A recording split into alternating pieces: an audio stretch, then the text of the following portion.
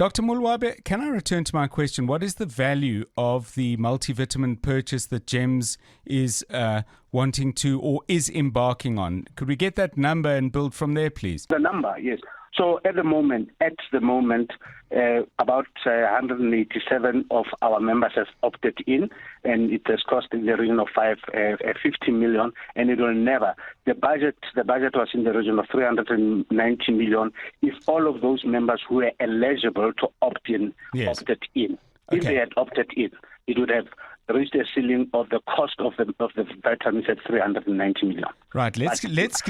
That we'll get there. Yes. Okay. So we're on 50 million already. So let's work with that and 390 million as the outer limit too. Now, the other thing that's said in the article is that the contract was awarded to a company called Activo Health. The process of choosing a supplier was run by MedScheme, and both of them are companies within the same holding group, Afrocentric. Are those facts correct? Yeah, the facts are correct in that the managed MedScheme is the managed healthcare company that is contracted to do work that includes assessment of cost-effectiveness of medicine.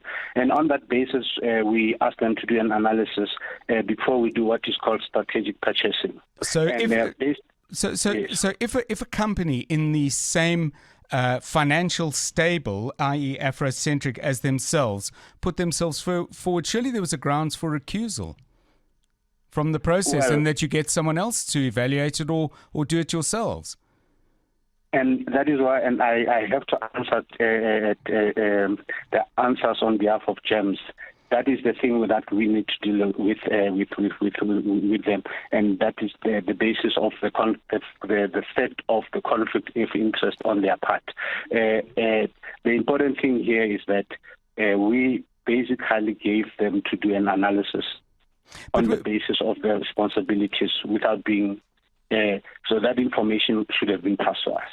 So let's be absolutely clear on this. Your issue is that there was no disclosure to you by MedScheme of a relationship. So that is how I'm understanding what you're saying.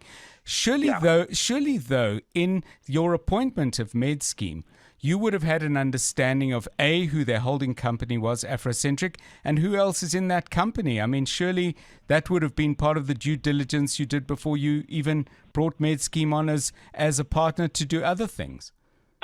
The due diligence that is done when the appointment of the companies for the services like the managed camp would have been done much at a different time. Yes. In terms of if there are any declarations that are necessary.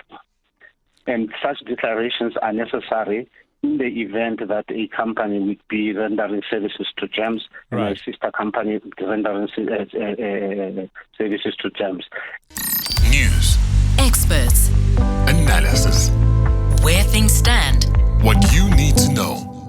Drive Home with John Perlman. On 702.